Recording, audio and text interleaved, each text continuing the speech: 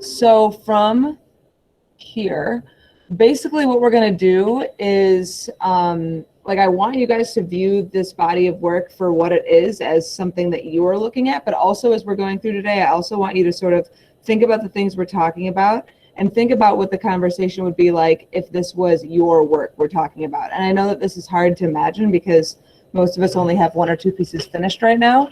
But the sort of questions we're going to be talking about today and the connections we're going to be making are conversations that we should eventually be able to have with your work. So I took the criteria of inquiry and I sort of broke it down into all the things that they're looking for. And I know it ends up feeling like, okay, is this an art portfolio that we're submitting, or is this like AP Lit? And I know that there's some like cross lines there when we talk about criteria, because we're talking about so much like vocab and application of concepts and theses and etc. But once you get into a groove of creating, these conversations become a little bit more natural. I know in the beginning they feel a little bit forced, so I just want to acknowledge that to make sure we're feeling like this all isn't way over our heads as we talk here today. This is sort of an exaggerated conversation, if you will. So today we're going to talk about the red thread answers and ideas, and then we have basically just the rest of this stuff is all logistical things, and then I'll explain your homework, which is just an introduction of your classwork for Friday. So let's get into it.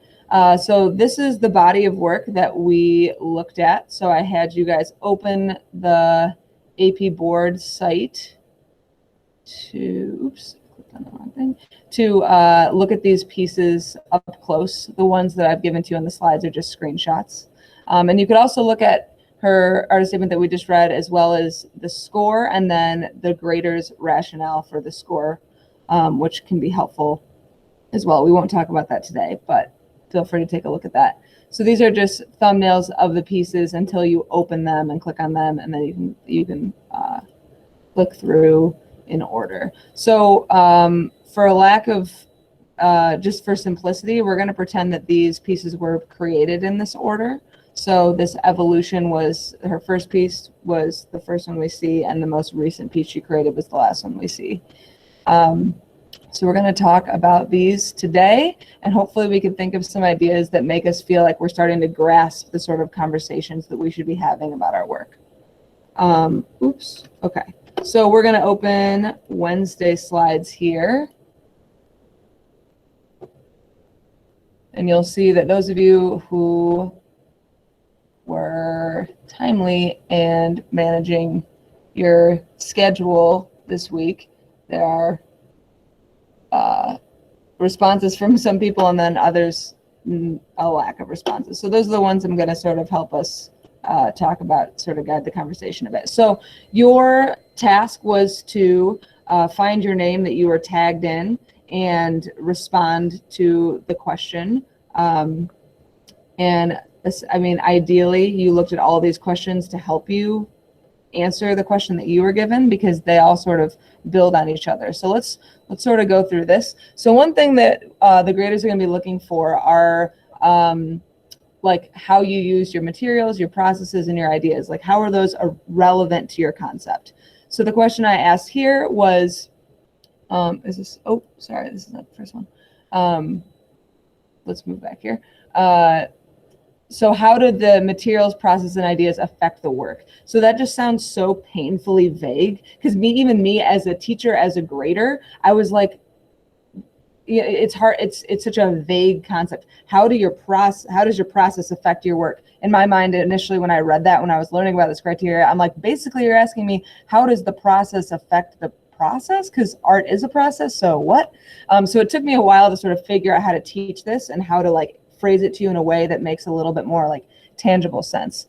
So I gave you these little like side questions to help make sense of this. So the first one was, what materials did she use and why did it make a difference in the success of her work?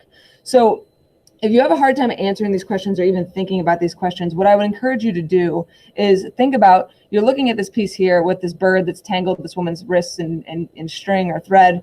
And and it's capturing a concept. And let's say she got a 5, she did a good job. She's done it successfully. So when it says what materials did she use and why did it make a difference, think about if she had used different materials. What if this work was made with like really vibrant, beautiful oil painting that was like thickly textured and maybe sort of abstract, like playful brush strokes, bright, warm colors? How would that make the success of the piece different?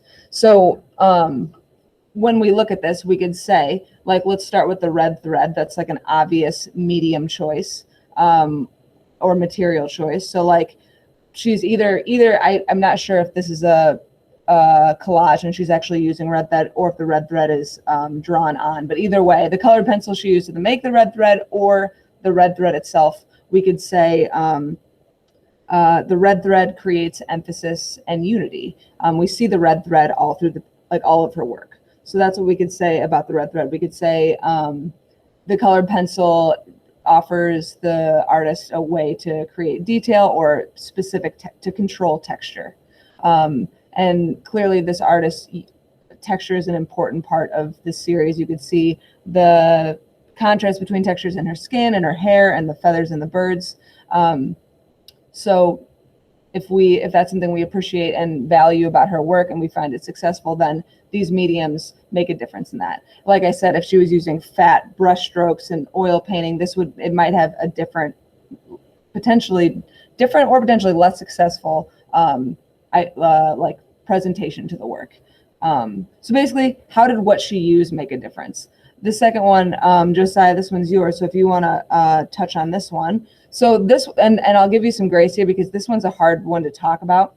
So this one says, what techniques did she use and why did it make a difference in the success of her work? So if you want to touch on that, Josiah, go for it. So I'm pretty bad at like describing techniques and overall, but the way I looked at it is like she was really good at draw, like the lines she drew were very like rough, but they were unique in their own way. Like everything seemed very rugged and a little rough around the edges, but that was what made the overall pieces unique and stand out from each other. And the red threads, because everything was so just one tone, just black and white, except for like the hair and the threads, it just made the piece pop out more and make the message stand out from everything else in the pieces in general. That's a fantastic answer. And actually, before you had written your idea, I wrote some ideas down, some of which I said, like the texture, others which I didn't say that I didn't think of, like the reason for this dull color palette might be because she's trying to create emphasis on that thread. So great job there. And so another thing you could think of, like, even if this bird wasn't torturing this woman and pulling this thread around her wrist and like capturing her, that dull color palette still speaks to like this hopelessness going on. So the process of her choosing her color palettes, of her implementing those colors, and that sort of rough, like grainy texture that makes the skin feel almost like unhealthy, all of those things contribute to like the vibe of the work. So great job on that, Josiah. Mariella, are you still with us? Hello, yeah, I am. I'm at work right now, but it's fine. Okay, we haven't started. Okay, awesome. So yours was, what choices did she make that help her get her message across successfully? Again, this one is really vague, so whichever direction you want to take this is okay, if you want to share your idea. I'm in class right now. But I'll tell you in a little bit. It's okay. Sorry. Okay, so I said that that I really like the use of the string. I couldn't tell. I thought it was drawn on, but maybe it is like the actual string. But I said that the use of the string and like it like pulling like the bird, I think that was really helpful to get the message across. But also the piece is really simple. Like, well, both of the pieces, they're both really simple.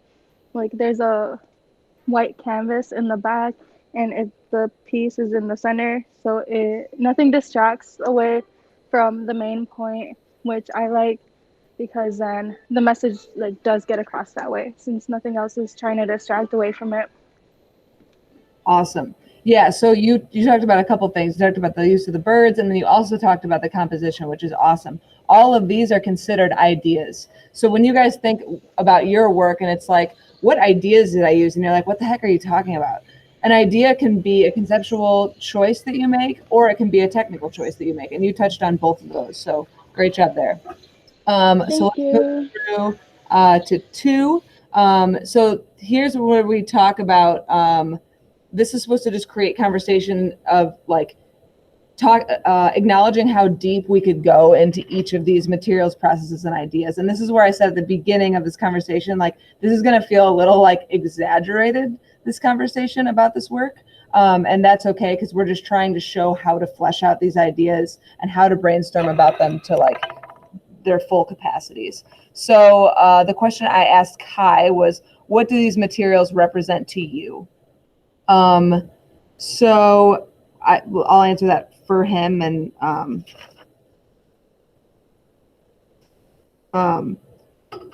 perhaps you guys were thinking along these same lines. But when I look at the thread, I think of, well, first I acknowledge the emphasis. So I'm wondering immediately, like, what does this mean? This is obviously important. This isn't just like an extra detail that they chose to add visually to make it exciting.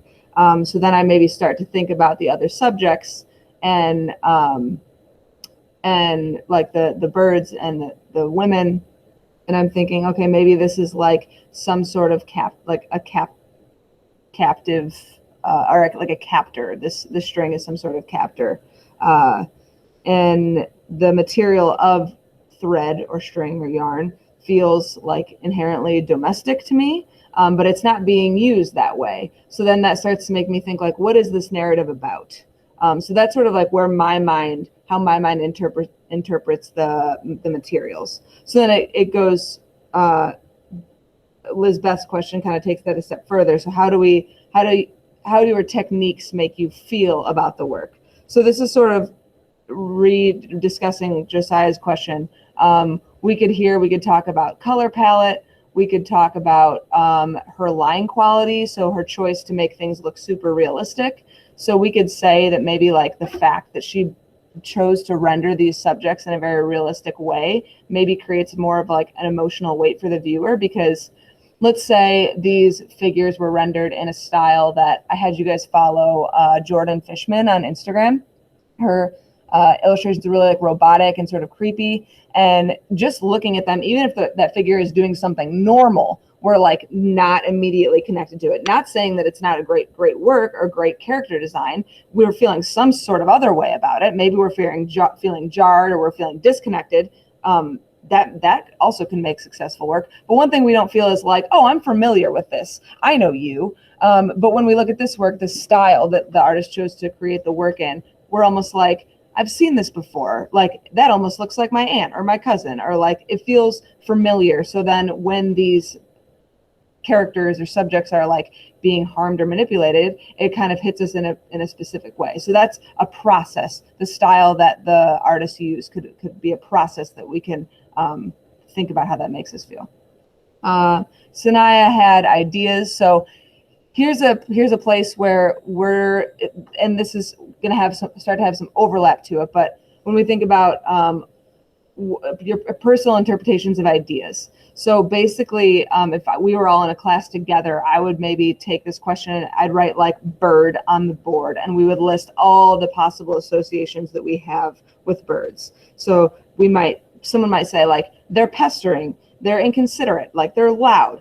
Someone else might be like, no, they're diligent workers, they build nests, they're contributors to society, to like the culture of society, because what am I trying to say? Like the positive tone of the world, because they sing, and they like create beauty.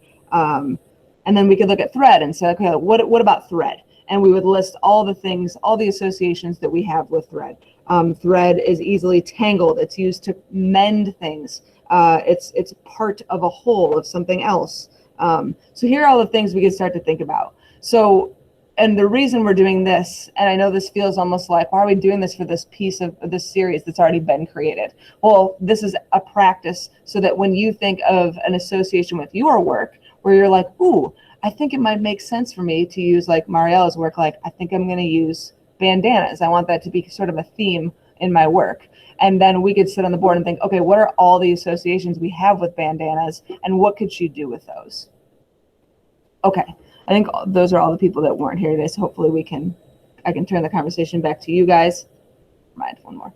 I'll have you guys help me out with this one. So if we click on well, let me read the question to you. So Britt's question was, the overall question was, how did the student use practice, experimentation, and revision to further their investigation?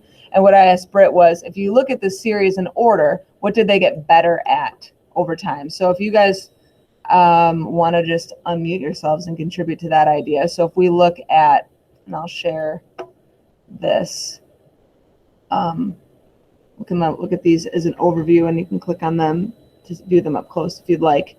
But what does it feel like this artist got better at with time? Or did they improve? I can go. Yeah, go for it. Okay, so I feel like the artist got a lot better at like composition in the first piece. It's like, oh, this is the main focus. It's in front of you. Like it's just kind of like, okay, yeah, I see that. But then in the like last one, it's like the bird and the string is still kind of the main focus, just because it's done like realistically, and the girl isn't done as like realistic, and so you have to think more about it. And I think it's a lot more interesting. And also just like technical skill, like she's added a lot more characters and she's made like the string have more like form and like flow to it. Within the first piece, or like the first piece was just like, oh, a bird with a straight like, Right. thing. Right. Good conclusion. Does anybody else want to add to that?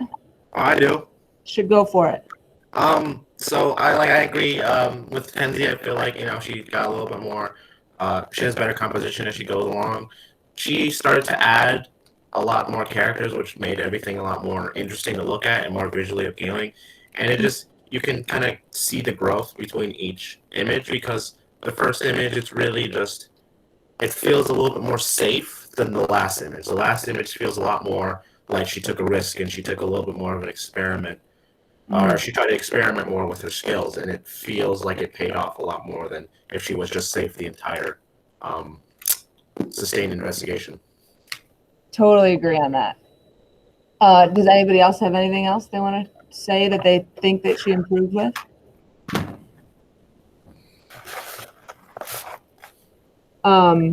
Those are both awesome ideas.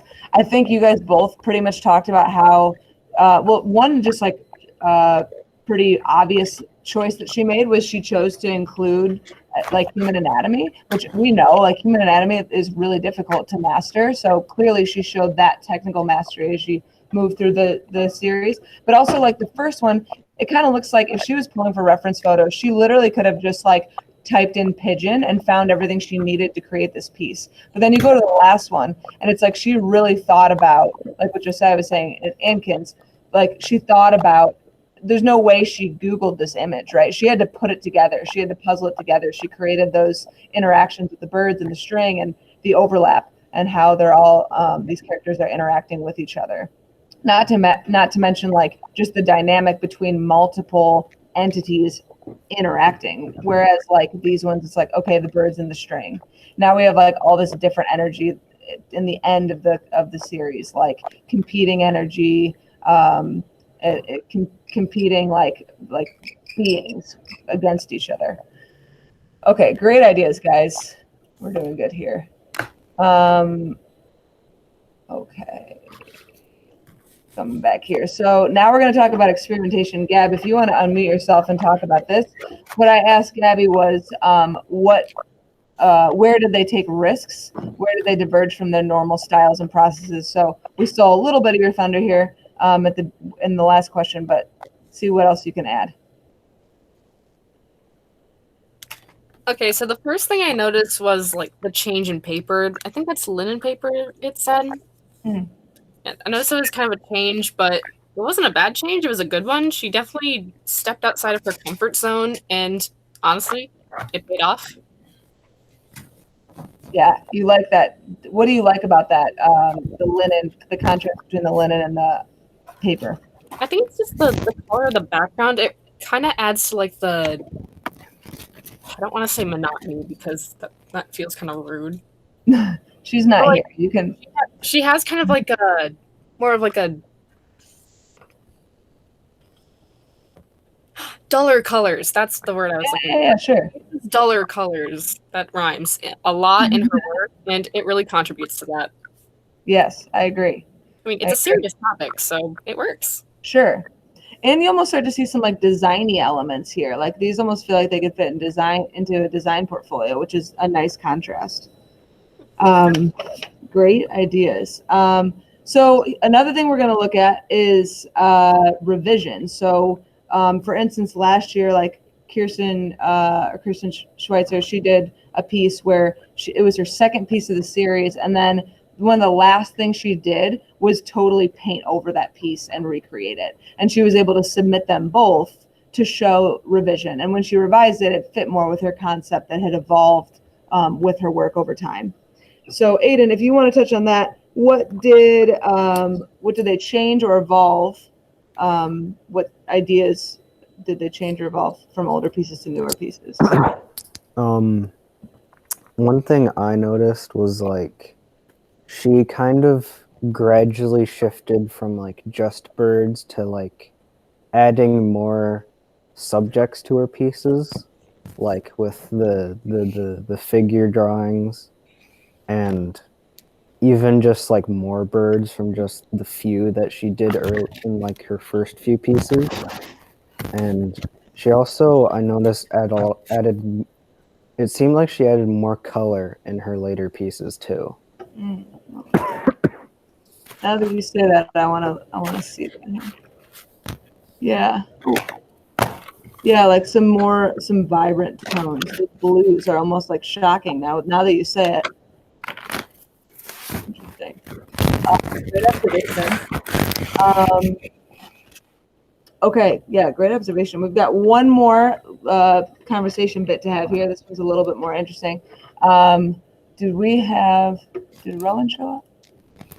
Yeah, there he is. Awesome. Let's go.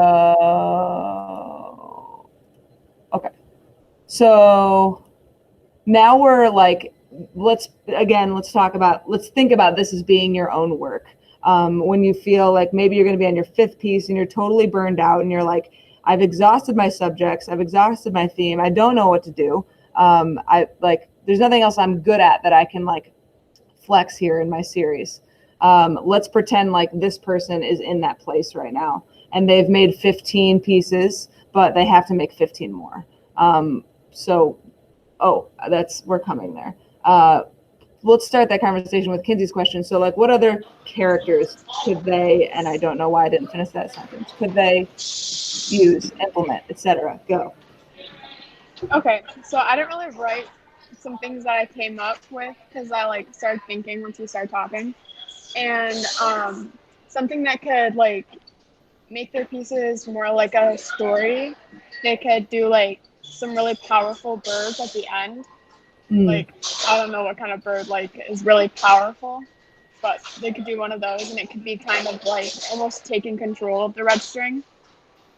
And then also something I thought would be interesting is doing like birds from different countries to represent how women are treated there. So like an American or like a bald eagle for like America or something like that, like the national bird. And then what I wrote there was also like using a human face. And even if she's not that good at like anatomy of a human face, I was thinking she could do like a red string and kind of make it like a line drawing. Except for if you go to a couple slides before this. Like here, go to the one right before that. Yeah. So see how she kind of uses like the red string there? I was thinking like that, except for having it kind of like look like a mask or like a face. I don't know if that makes any sense. Okay. Yeah. But like make it look like a face and the bird is like behind her or something. So that's a way that she could add in like a face that's not necessarily realistic, but like adds more characters to Yeah. the pieces. Yeah. Almost like as a form of communication or something. Right. Great ideas. Great ideas. I Thank feel like you. you should slide into this girl's DMs and be like, "Hey, girl, I was thinking you should do 10 more pieces, and this is what you should do them about." Get those. This is funny because 2 years ago when I was in this class, you gave me this girl's portfolio to do my project on. Oh, did I? We were about to do like a presentation on. Yeah. Yeah. So when I saw it, I was like, I've done this. You've been like thinking about this artwork for 2 years straight. Funny. So my question was, did I? Whoa. Where are we at? Oh yes. My question. Did we skip a slide? I think a slide got deleted. Or I didn't go to it. Did I? Did we talk about this one? No. We didn't. I'm a big dum-dum. Did I just skip right to this? Well, how did that happen? Well, that's okay. We just talked about it a little out of order. So, okay, we're going to keep diving here. So what personal experiences with feminine issues might this artist have had? Kins and Gab, I gave you guys both that. So if you want to unmute and share some ideas here.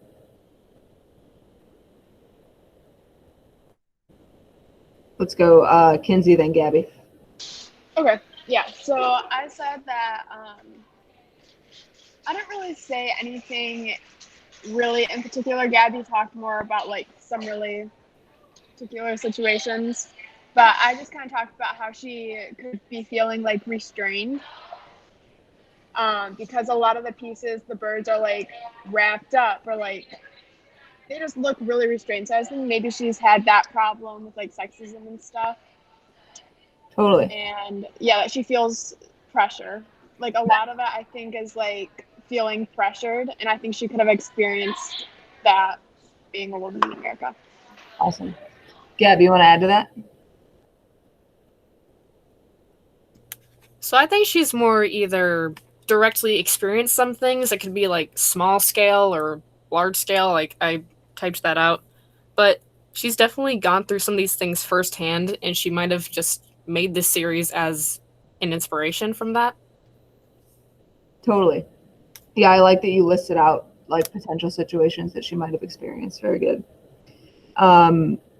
Great. So Kai's question, that I'll answer here, are like what feminine issues could have been happening in the world where they were making these pieces. So I brainstormed ideas about like pro-choice versus pro-life, equal pay for women, maybe domestic abuse, how women are displayed in the media. And then this idea is like of these, like the birds, some of the birds are like the aggressors or like the antagonists, and some of them are the victims. So I'm wondering if it's like maybe she's having this experience of like, let's talk about the idea of how women are displayed in the media. Like some women are the victims of unfair beauty standards. They feel that they're the victims, and other women, this artist feels, are like the aggressors or like the ones creating the issue. Like, why are you, using your social media platform to like over focus on body image? Like, that's not healthy for us. So like, it kind of gives us a narrative of like maybe why some of these birds are like the good guys and some are the bad guys. So that's social, societal, cultural ideas. I asked Rowan to maybe brainstorm some historical ideas. Rowan, do you want to unmute and share those ideas?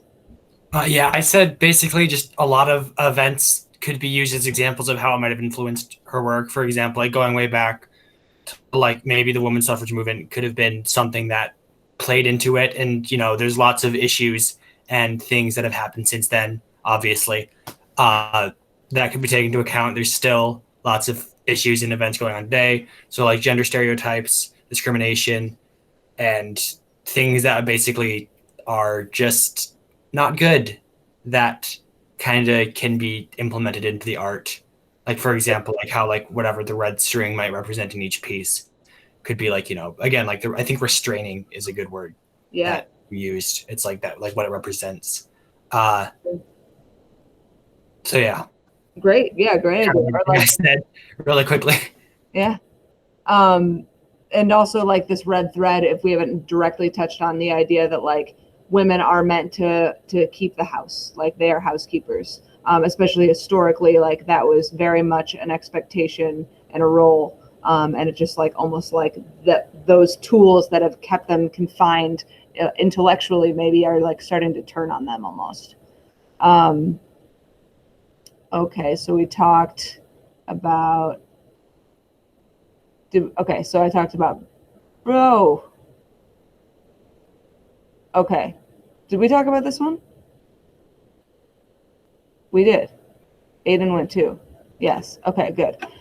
So we're on the last one here. So Kin's talked about what other characters per se they could include. We also obviously the compositions that she's chosen to create are super specific, successful, but if she were going to make 15 more pieces, I would say like, okay, let's switch it up here, as she started to do like Gabby said with the linen and the more like design oriented pieces.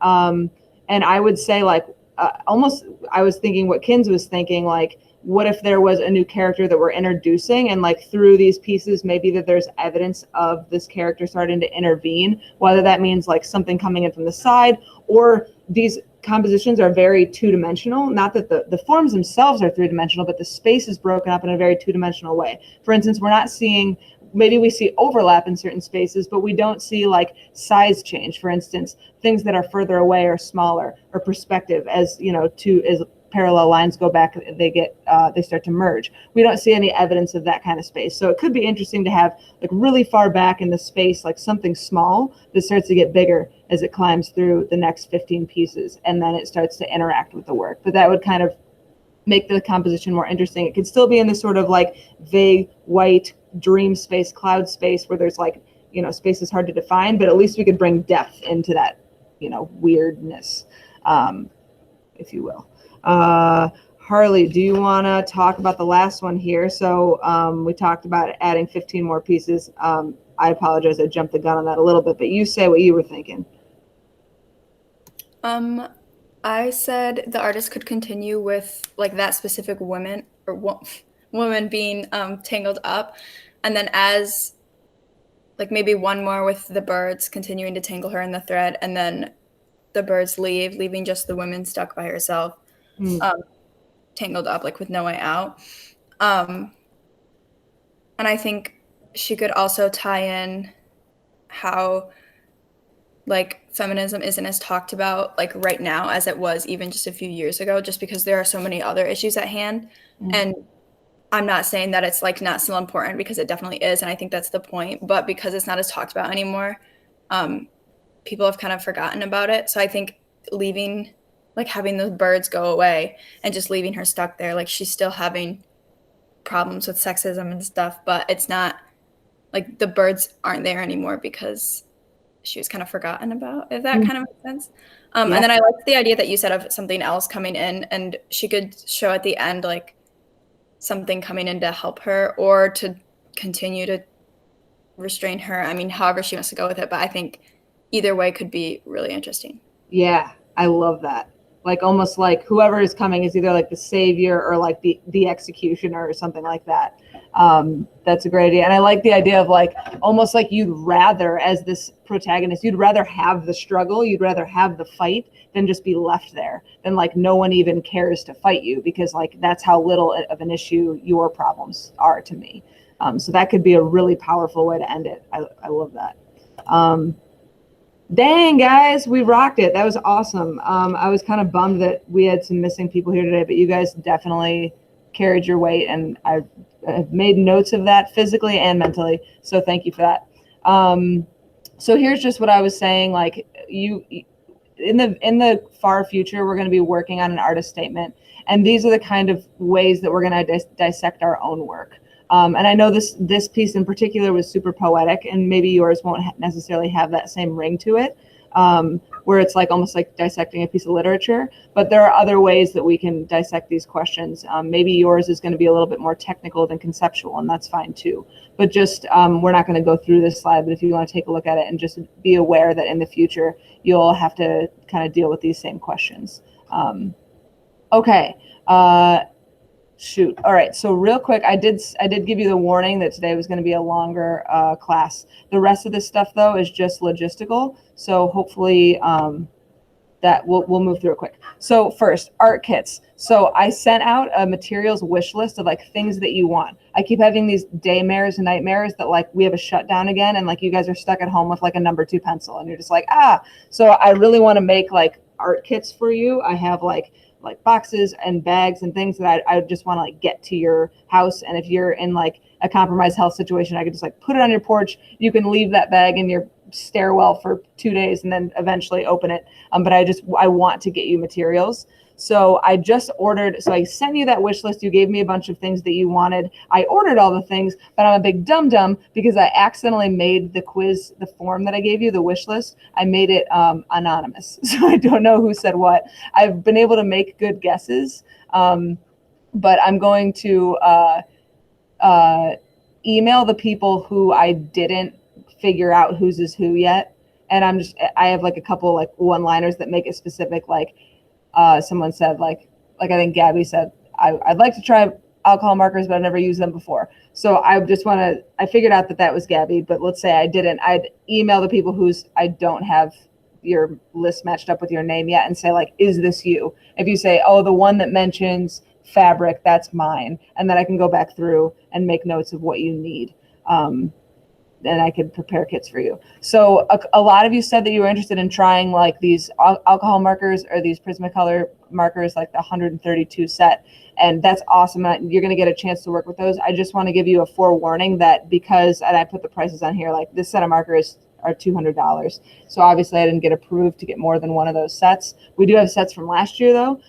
So what we can do is maybe you're working on a piece that's like only cool tones and you want to borrow the cool markers. We could split up the packs like that if there's someone else that's somehow just using neutral tones or warm colors. Or you could just be like, for my SI3, I want to try markers, and I give you the markers for like 2 weeks. And then after those 2 weeks, I pick them up from your house if you're virtual, or you bring them in, I sanitize them, and we can give them to someone else. Then we have things like, a lot of people said they wanted to use India ink. So I brought these little like these little glass containers that I could actually pour India ink into, and that's how we can share some of those materials. So we're going to talk a little bit more about how to get you everything you need, but like, just please tell me, even if it's on a whim and you email me, like if you're feeling really motivated and you're like, I want to try watercolors, like just email me and say like, hey, can I get some watercolors? And don't feel like it's a blood oath that you have to use watercolors. I just want you to have materials. And we don't have a lot of people in here this year. So like there's stuff in the room that's not going to get used that I'd rather just be at your house. So we're going to continue that conversation through email.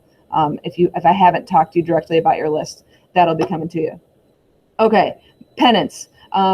Your SI2 was supposed to be due Monday the 2nd. And I know that you guys have just been working so hard on trying to stay on top of your stuff. And it's hard to stay on top of your stuff and stay motivated when your teachers aren't getting your stuff graded and back to you. You're like, why am I doing this? And not to discount our work, because we have a lot of grading, more than we ever have.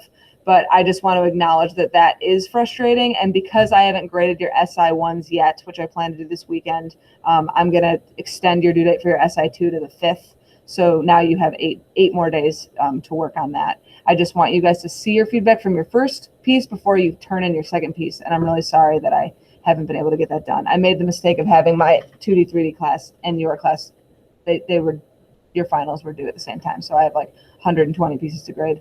I'm a little behind. So hopefully that extended due date will make you feel less annoyed at me. Okay, last thing, sorry. In-person studio session. We talked a little bit about this last class.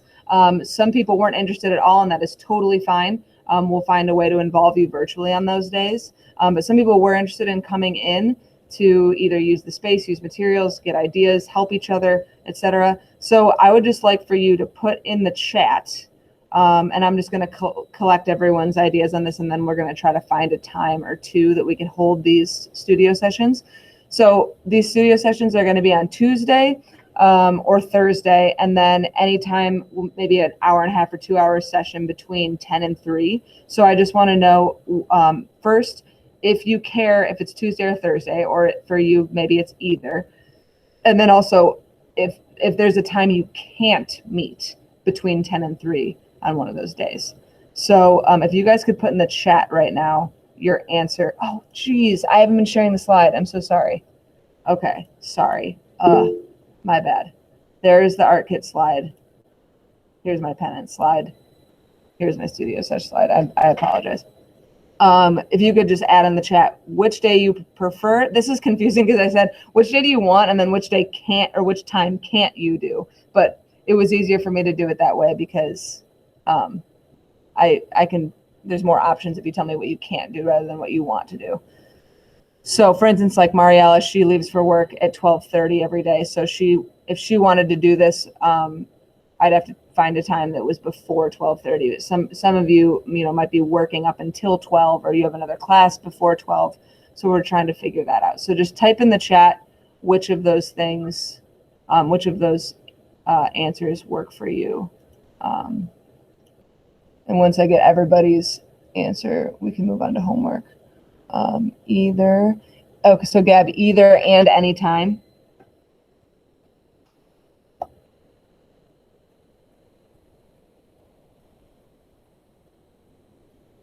I guess you could write either and any if anything works for you, either/any. So Josiah, what time are there any times Thursday that don't work for you?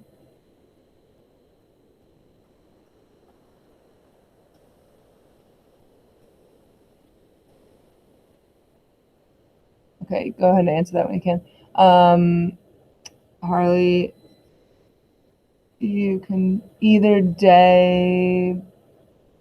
Okay, but nothing after 12:30. Either.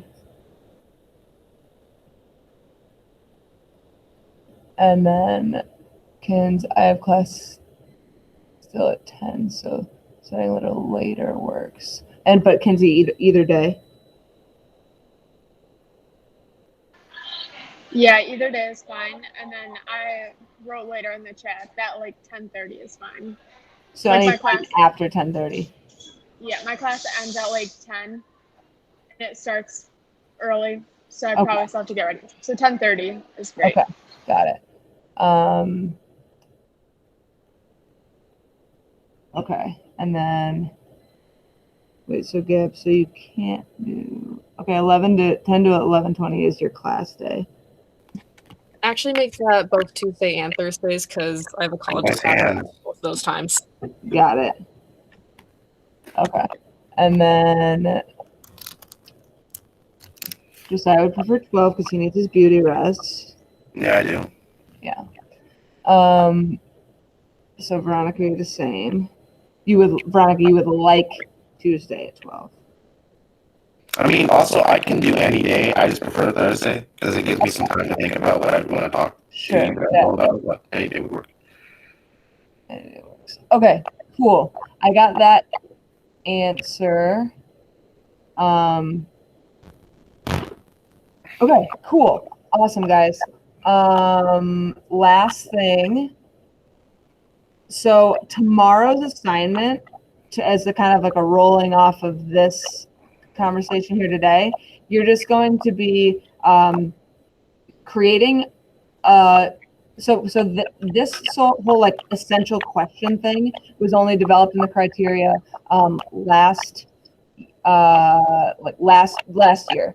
So these old sample series they don't have essential questions, and those are things that you need in this year. So I'm going to have you guys think like, if this student was making this work in 2020, what might her essential questions be? So I'm going to give you a formal like document to fill out. It's going to be quick, and then the other thing you're going to have to do is just think about how you might want to refine your essential question. And some of you might have been working on that already, so maybe you already have a refined essential question, but it's just a chance for you to take a closer look at what your question is. Okay. Do we have any questions, concerns, anything at all? Yeah, I have a question. I have a question for Kinsey. Yes. Where are you? It's very loud. I'm at Starbucks. Oh. Yeah. The perfect I'm- one. And I decided to just leave my house. I was sick of it. And so I came here. Great question. Great critical thinking question. Just had. Anybody else have anything? Thank you all for being here today and rocking it and participating and being wonderful. I'm very, like I said, I made physical and mental notes of your contributions today. I appreciate you. Have a good Thursday. Goodbye and good night. I love you, Grand Rapids. Oh wait, Ms. Altieri. Yes. So for the in-person thing, like since I'm going on Tuesdays, do we go like every Tuesday? No. This isn't set in stone yet. This is me just collecting data about what days work for you. So I'm gonna make a day, a studio session day once I collect everyone's preferred times and dates. Okay. Okay. Okay. Sound good? Yep. All right. All right. So long, everybody. Does anybody else have any questions? Bye. Bye bye. Bye bye.